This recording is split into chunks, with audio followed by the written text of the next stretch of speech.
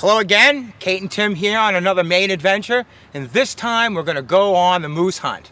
Now, if you've never seen anything about moose hunting in Maine, you're going to want to pay attention because it's very interesting. It's very important not only to the Maine economy, but when you see how excited these hunters are with their bagged moose, it's really a sight to see. Now, I want to warn you, there are some moose that have been shot in this film.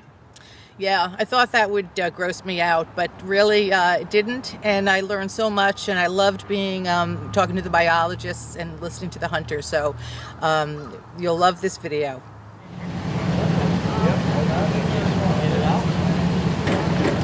Hi, my name's Jesse Jalbert, and I'm the manager here at Up North Outdoors. It's S.W. Collins Company business. We are the largest tagging station in the state for the Maine Moose Hunt. We tag anywhere from 300 to 400 animals a year.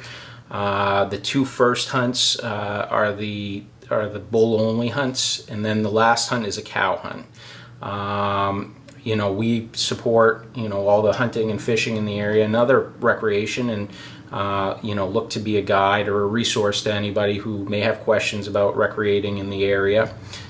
We sell hunting and fishing supplies from ammo, knives, fishing rods, lures, anything like that. And we look to also, help the guides out. If we can throw business their way, we look to do so. A lot of people will stop or call us looking for recommendations on people to utilize.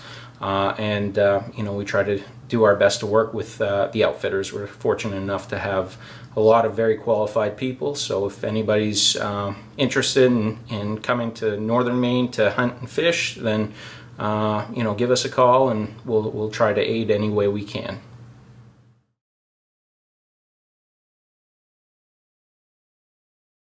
Yeah, so my name is Lee Cantor. I'm the Maine's state moose biologist. We're up here in Fort Kent during the September season. Today is day 2 on a very unseasonably warm day going into the 70s. Been checking a lot of moose, even with the heat. Here at the moose check station, moose comes in, we weigh the moose. We pull a canine tooth so that we can age that moose. And we measure the spread because this is a bull-only season. And count the number of points on the antlers and pretty much call it a day after that. Then they legally register their moose and they're good to go.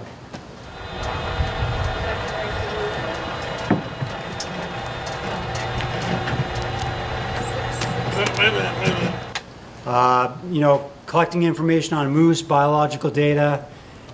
It's important to know, of course, they have to write down the town where the animal was shot, the day it was shot, and when. So by the time all of the 4 seasons are over for 2020, we'll know how many moose were harvested, the number of bulls, cows, and calves that were harvested. We'll have information on all of their weights, and we'll get probably more than 95% of the teeth collected, so we'll know the age of all of those moose that were harvested. And you hunters out there who see this, come wintertime, you can look up your name on the department's website, and it will have the age of your moose listed there as well. If you have any questions, you can always give us a call as well. So anyways, that's really it. This is our September week. In another couple weeks, we'll have an October bull season, then a later cow season, and then there's a small hunt down in southern Maine in 2 management districts during the November deer season. So this week, it's really extremely warm. Again, it's important for everybody to take care of their moose to get the highest quality meat in the woods. That means everybody should be quartering their meat, packing it out, putting it in coolers. The weather's supposed to change midweek, maybe tomorrow night. It's going to start to cool down a little bit, and the humidity is going to drop off, but it's still going to be too warm all the way through Saturday. It's going to be too warm out. It's going to be a lot warmer than the inside of your refrigerator. So anyways, we wish everybody good luck out there. Take care of your moose meat, and we'll see you in the woods. My name's Dustin Desjardins, and we got this moose this morning. My stepfather called it in for like over an hour, and it was like someone saw it coming in from like a mile away or farther, and we just tracked it the whole way until we're about 100 yards away and shot at it once, and it went down, and that was it. 6 feet wide.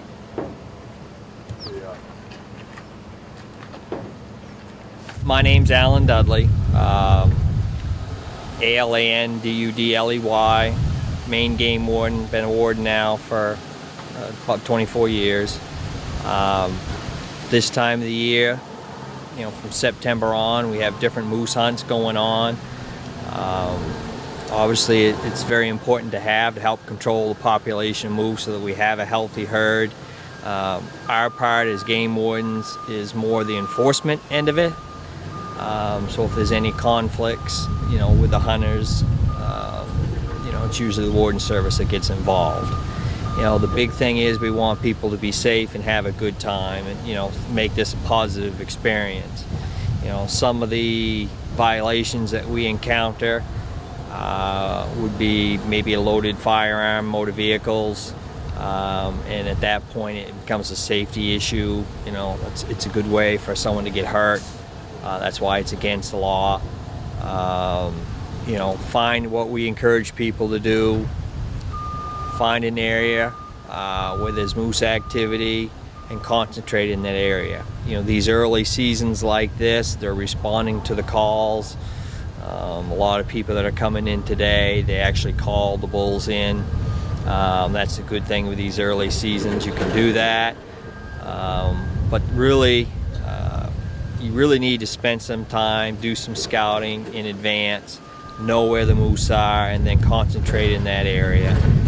When you do this, you have to kind of think ahead, you know, because these are big animals. We just had one that came in at over 1,000 pounds.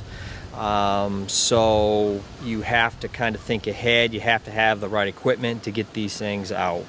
That includes lots of pulleys, ropes, more people, I guess, to help with that. So you have to be prepared. If you're not from the area, you know, we'll always recommend hiring a guide, someone that's familiar with the area, knows the ins and outs, maybe have done moose hunts now for a few years, and, you know, they've got that experience. They know how to get the animal out. Today it's 80 some odd degree, or will be around 80, and it's important to get those things. You know, the hard work begins when the animal's down, and that's where a guide will come in handy. You know, they know how to gut them out, they know how to open them up, you know, maybe get the ice in there, they know how to get them loaded as quick as possible, get them to the tagging station, get them to the butcher after that. So yeah, the fun ends when you pull the trigger, and the work begins after that. So as wardens, you know, we're just trying to make sure that everybody's safe and have a good experience. Okay, my name is Sierra Thibodeau. I'm from Frenchville, and I just shot this moose at 7 o'clock this morning with my father, and yeah. We walked in on it, and I came about 50 feet from us when I got the shot, and it dropped right in his track. So.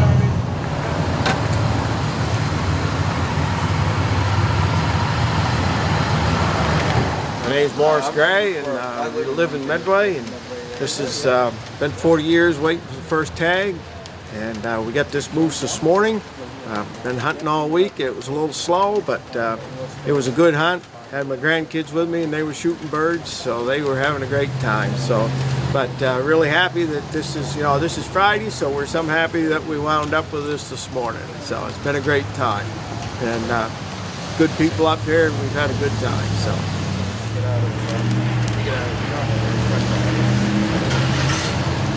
John Green from Lyman, Maine. 46-inch spread, 19 points. We were watching 10 different cows during the week. Didn't see any bulls. This morning there was a bull chasing one of the cows. Shot it at 278 yards. It's in a log yard. Easy get out. Okay, my name is Ernie Springer. I'm from Pennsylvania, Lancaster County, and got drawn for a permit after 20 years of applying, finally, and had a great hunt. It scouted all through the weekend. Looked a little like it was going to be a long week. Kind of warm, not a lot of sign.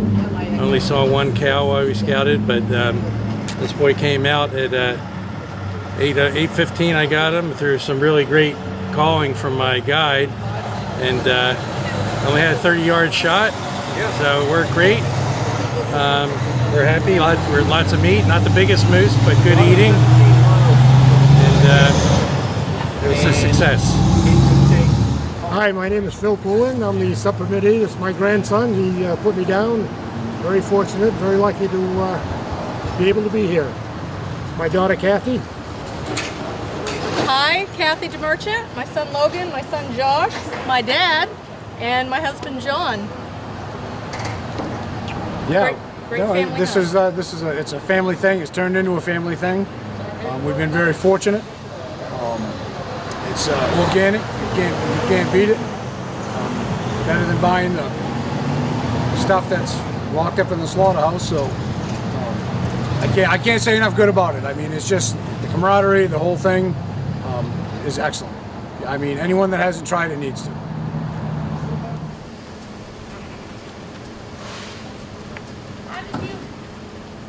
Hi, my name's Norm Weaver from Alabama, New York.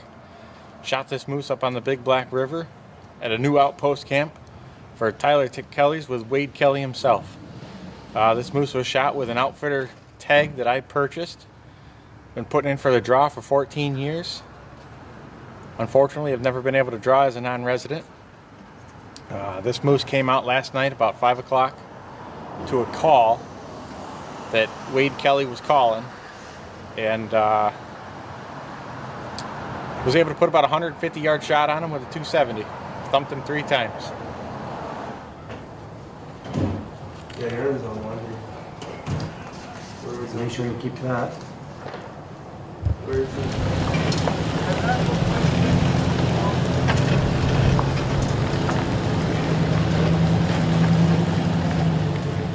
So what did I tell you? Was that unbelievable? Some of those moose were huge. I mean, almost 1,000 pounds. And the excitement around the tagging station, I mean, you could just feel it in the air. Yeah, it was really fun to be at Ground Zero, watching the biologists at work and talking to the hunters, and I came away with a whole new appreciation for the moose hunt.